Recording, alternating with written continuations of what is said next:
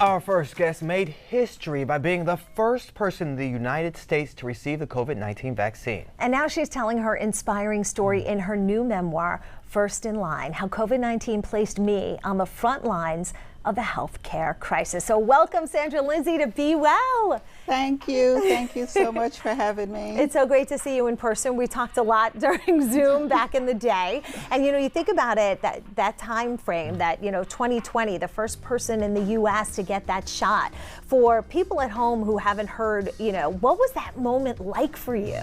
Oh my God, still so surreal, but it represented so much for me. First of all, it represented hope. Hope that at this time when we needed healing, that the vaccine came right on time. It was a pivotal moment in history, and it's still an honor. It was an honor then, still such an honor to hold this place in history, and a responsibility that I don't take lightly. I recognized then that, rolling up my arms wasn't just about personal protection, but it symbolized for me that here I am demonstrating, especially to the Black and Brown community who are just so scared and have all reasons to be, and mistrusting of the medical community, that I was instilling public confidence that the vaccine is safe and effective, and also that vaccines play a critical role in safeguarding public health. I know then at the time that I was in a privileged position, because not many people had access to this vaccine, and here I am. The vaccine just came out, it received emergency use authorization, and I'm right here. I didn't have to stand in line for hours. You were the and beginning hours. of the line, like you started the whole thing.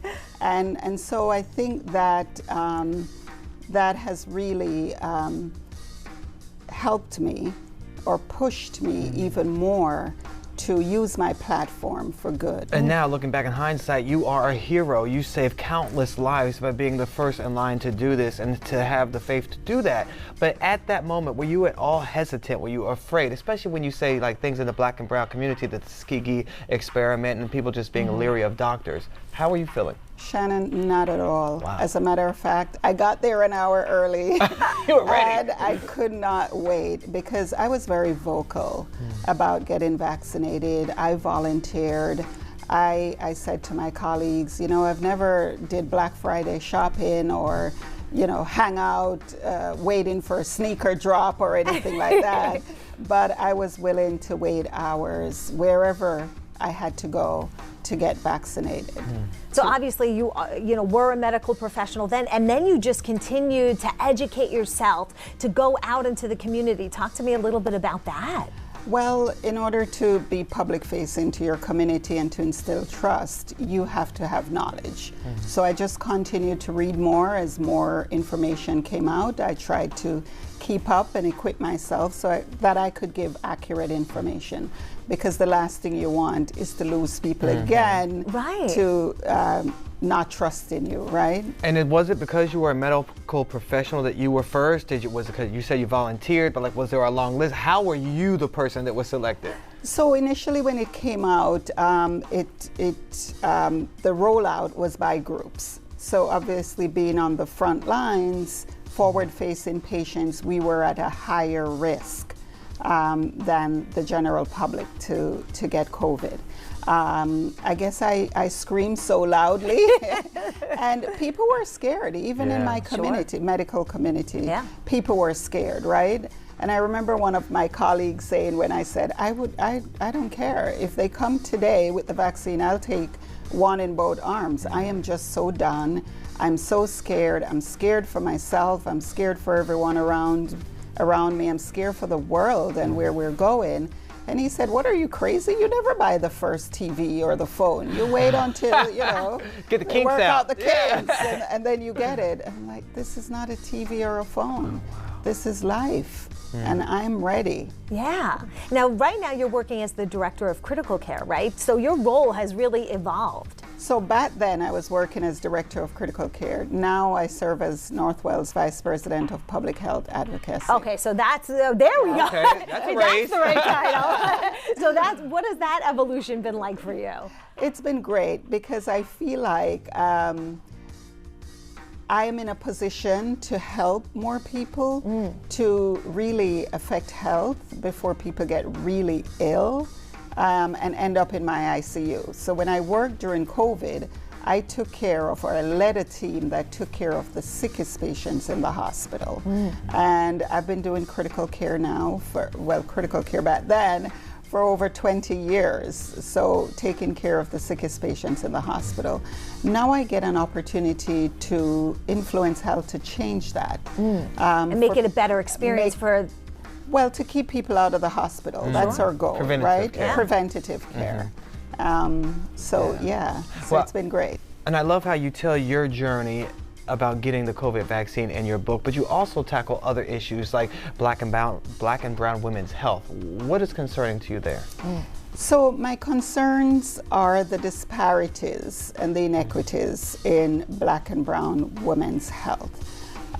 We know that women, black and brown women, are less likely to be represented in research for a number of reasons. Some of the mistrust I mentioned before, but also they're not educated, the outreach is not there, things like transportation, etc., to get to participate in these studies are just not there. And so they don't get the benefit of the outcomes of these studies, and that leads to more chronic diseases among black and brown women, such as diabetes, hypertension, cardiovascular And those are all those diseases. comorbidities that make everything worse.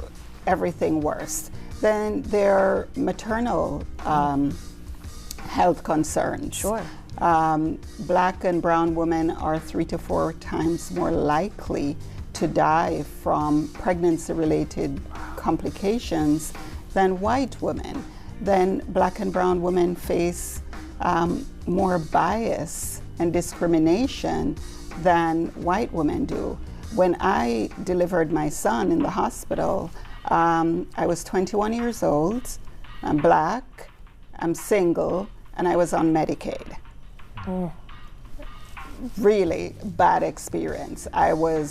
Profanity was used to me, I was spoken down to, I was treated differently, and I felt like I couldn't say anything. I didn't have a voice. Here it is. All the deck is stacked against me, and I just want to deliver my son safely. And back then you had to stay in the hospital for 3 days. Right. I just want to have a good 3-day stay and go home, please. Sure. And I remember, I wish I remembered I remember her name, a doctor that leaned over when all of these bad things were being said to me. And she said, she looked in my eyes, and when I looked in her eyes, I knew that I'd be okay. She said, don't worry, don't pay attention to what my colleagues are saying. I'll take good care of you. Wow. Shouldn't have to go through that. Absolutely. Yeah. Now, I know you received the Presidential Medal of Freedom, right? What was that like? That was so surreal. When I got that call, I thought it was a prank call. I'm like, there's no way.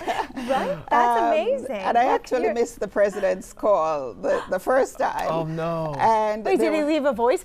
there was a voicemail from, Right, the liaison. that the president would like to speak to me. You'd like to know if I have some time to speak to him Thursday afternoon. And I go, yeah, right. The president wants to speak to me. So that call came in on a Thursday. I didn't get the message until the Saturday because I was away at a conference. Okay. So I called my PR advisor at Northwell and he said, Sandra, are you sure? Well, Matt Libasi. Oh, I know Matt. Said, Matt, I call Matt for everything. And he said, well, check your email. There should be a follow-up email. So I did, and sure enough, I'm like, this is legit, Matt. Oh, And the rest is history. And the rest is history. This is so Congratulations great. on being a hero, Yes. and thank you for all that you definitely sharing your did for the story. world Yeah. at that Thank time. you. All right, Thank First you. in Line, How COVID-19 Placed Me on the Front Lines of Healthcare Crisis is available now where books are sold. Thank you again.